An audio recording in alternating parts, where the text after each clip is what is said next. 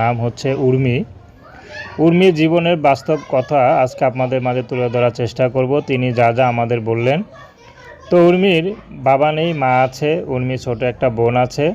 তো বোনটা চোখে দেখে না। তো উর্মি বড়। উর্মির দেখতে মাশাআল্লাহ ভালো, কিন্তু উর্মির মা পরের বাসায় কাজ করে। তো এই জন্য উর্মির বিয়ে হচ্ছে না। কারণ যখনই কেউ শুনে যে উর্মির মা পরের বাসায় কাজ করে, তো সেক্ষেত্রে অনেক পাত্রই চলে যায়। আর যারাও যদি উর্মিকে দেখে বিয়ে করতে রাজি হয়, তখন অনেক টাকা যৌতুক চেয়ে বসে।